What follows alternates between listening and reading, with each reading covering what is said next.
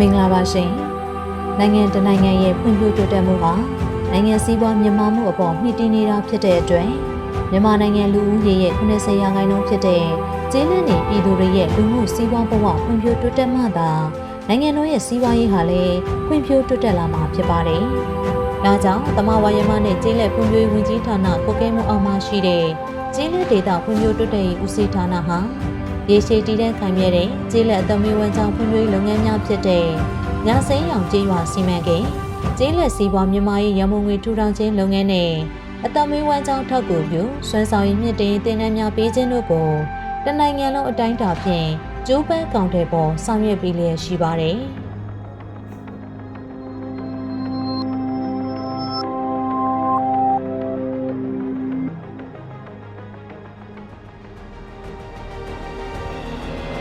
ကျေးလက်အသက်မွေးဝမ်းကြောင်းဖွံ့ဖြိုးတိုးတက်ဖို့အတွက်ငွေကြေးအရင်းအနှီးဈေးကွက်နဲ့နည်းပညာတွေက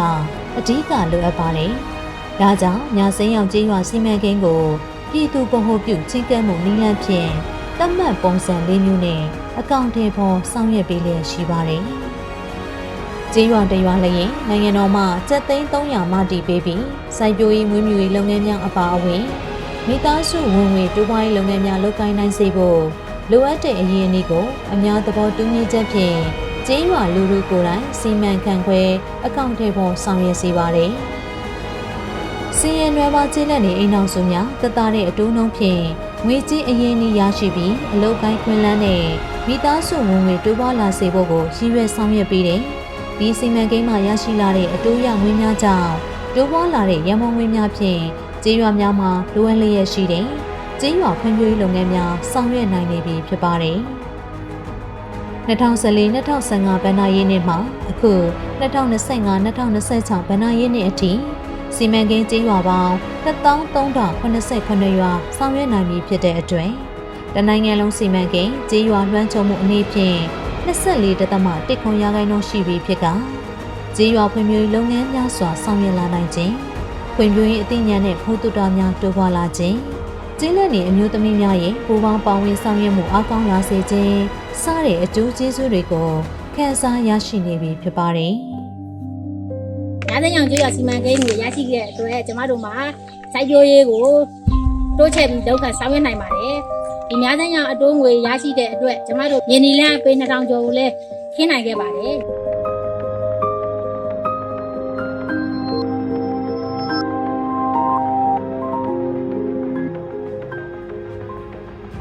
အလားတူကျေးလက်စီးပွားမြန်မာရေးရမုံငွေထူထောင်ခြင်းလုပ်ငန်း RPF စီမံကိန်းကိုစိုက်ပျိုးမွေးမြူထုတ်လုပ်သူများနဲ့အငယ်စားအသေးစားနဲ့အလတ်စားစီးပွားရေးလုပ်ကိုင်သူများအတွက်လိုအပ်တဲ့အရင်းအနှီးများရရှိစေဖို့နဲ့ဒေသထွက်ကုန်အပေါ်အခြေခံတဲ့စီးပွားရေးလုပ်ငန်းများဖွံ့ဖြိုးတိုးတက်လာစေဖို့အစုအဖွဲ့စနစ်နဲ့ဆောင်ရွက်လျက်ရှိရာမှာစိုက်ပျိုးမွေးမြူရေးလုပ်ငန်းများမှတဆင့်စိုက်ပျိုးမွေးမြူရေးတန်ဖိုးမြင့်ထုတ်ကုန်များထုတ်လုပ်လာနိုင်သည့်အထိပံ့ပိုးဆောင်ရွက်ပေးလျက်ရှိပါတယ်။အနည်းဆုံးအိမ်ထောင်စု9စုကနေအများဆုံးအိမ်ထောင်စု15စုအထိပါဝင်တဲ့စိတ်တူကိုယ်တူတမွေးအဖွဲ့များဖွဲ့စည်းကာ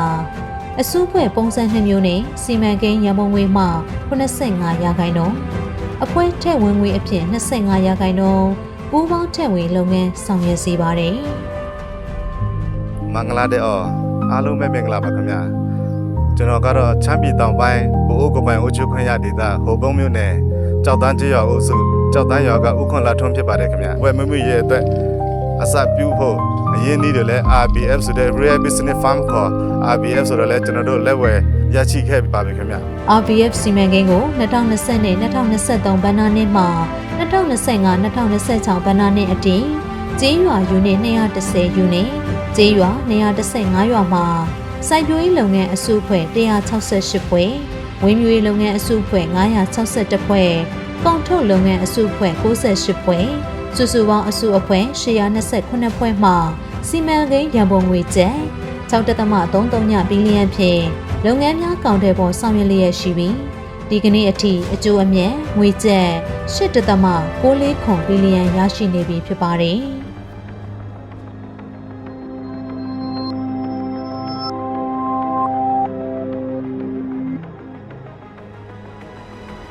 ငွေကြေးအရင်းအနှီးအပြင်အသိပညာအတတ်ပညာနဲ့ ဤပညာအထောက်အကူရရှိမှုတွေဟာအသက်မွေးဝမ်းကြောင်းလုပ်ငန်းများရရှိဖွံ့ဖြိုးရေးအတွက်အလွန်အရေးကြီးတာဖြစ်တာကြောင့်လက်သမားပယံစိုက်ကဲပြင်စက်ကြုံစက်ပြထုတ်လုပ်ခြင်းစတဲ့ဒေသနဲ့ကိုင်းညီတဲ့အသက်မွေးဝမ်းကြောင်းသင်တန်းတွေကိုကျေးလက်လူငယ်တွေနဲ့အမျိုးသမီးတွေမိသားစုဝင်ငွေတိုးပွားစေဖို့အတွက်ဖွင့်လှစ်ပို့ချပေးလျက်ရှိပါတယ်။အသက်မွေးဝမ်းကြောင်းထောက်ကူပြုသင်တန်းများဖွင့်လှစ်မှုအနေနဲ့စိုက်ပျိုးရေးသင်တန်း၊မွေးမြူရေးနဲ့ကုသရေးသင်တန်း၊ကွန်ပျူတာသင်တန်း၊ဒီဇယ်လျှပ်စစ်သင်တန်း၊လက်သမားပယံသင်တန်း၊အိမ်တွင်းမှုသင်တန်းနဲ့အခြားတံမွေသင်တန်းများကို9454ကျင်းဖွင့်လှစ်ပေးနိုင်ခဲ့ပြီးသင်တန်းသားသင်တန်းသူ1,99,644 ဦးတက်ရောက်ခဲ့ပါတယ်။သင်တန်းကာလလွန်ထောင်ပတ်မှုအနေနဲ့သင်တန်းသားသင်တန်းသူ14,968 ဦးအားငွေကျပ်356.65 တန်းတန်မှုရှိလုပ်ငန်းသုံးပစ္စည်းတွေကိုထောက်ပံ့ပေးနိုင်ခဲ့သလိုကိုယ်ပိုင်လုပ်ငန်းဆောင်ရွက်ဖို့အရင်းအနှီးလိုအပ်နေတဲ့သင်တန်းသားသင်တန်းသူ2,945 ဦးကို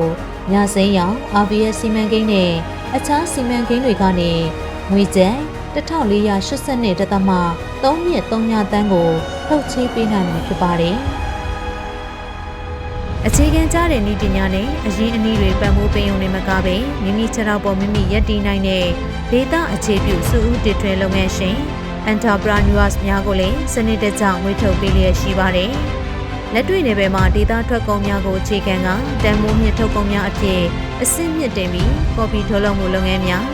ဒီနံအရေးသွေးထိန်းသိမ်းနိုင်တဲ့အေးကန်စက်ရုံများစနစ်ကျတဲ့ဆန်းဆက်လုပ်ငန်းများအစင်မီအာလူကျော်လုပ်ငန်းတို့အပြင်ရိုးရာလက်မှုအမှုပညာဖြစ်တဲ့ရက်ကန်းလုပ်ငန်းနဲ့အိုးလုပ်ငန်းစတဲ့စုဦးတင်ထွင်စီးပွားရေးလုပ်ငန်းများကိုဒေသအနှံ့အပြားမှာအောင်မြင်စွာဖော်ဆောင်လုပ်ကိုင်လျက်ရှိနေပြီဖြစ်ပါတယ်။အခုလိုကျေးလက်အသက်မွေးဝမ်းကြောင်းဖွံ့ဖြိုးရေးနဲ့မိသားစုဝင်ငွေတိုးပွားရေးလုပ်ငန်းများအပါအဝင်ကျေးလက်အခြေခံအဆောက်အဦဖွံ့ဖြိုးရေးအတွက်ကျေးလက်ကွန်ထရိုလန်ဒတာရေပေးရေးမီးလင်းလုပ်ငန်းများဆိုလာစနစ်ဖြင့်စိုက်ပျိုးရေးရရှိရေးကျေးရွာဖွံ့ဖြိုးရေးစီမံကိန်း PDB နဲ့အသက်မွေးဝမ်းကြောင်းထောက်ကူပြုသင်တန်းတို့အပါအဝင်စဉ်ဆက်မပြတ်ကျေးလက်ဒေသဖွံ့ဖြိုးရေးလုပ်ငန်းတွေဆောင်ရွက်ပေးခြင်းကြောင့်ကျေးလက်နေပြည်သူများရဲ့လူမှုစီးပွားဘဝများပုံမတိုးတက်လာတာနဲ့အမျှလူနေမှုအဆင့်တန်းများပါမြင့်မားလာခဲ့တာကိုအားရဖို့တွေ့မြင်ရပါတယ်။ကျေးလက်ဒေသဖွံ့ဖြိုးတိုးတက်ရေးဦးစီးဌာနအနေနဲ့ဖွံ့ဖြိုးရေးမိဖက်ဖွဲ့စည်းများအပါအဝင်ကျေးလက်နေပြည်သူများရဲ့ပေါင်းစည်းကူညီမှုအင်အားများဖြင့်မိသားစုဝင်ငွေတိုးပွားရေးနဲ့ဆင်းရဲမှုလျှော့ချရေးလုပ်ငန်းစဉ်များကိုအားသွန်ကြိုးပမ်းဆက်လက်အကောင့်ထဲပေါ်ဆောင်ရွက်လျက်ရှိပါကြောင်းဂုဏ်ပြုတင်ဆက်လိုက်ရပါတယ်ရှင်။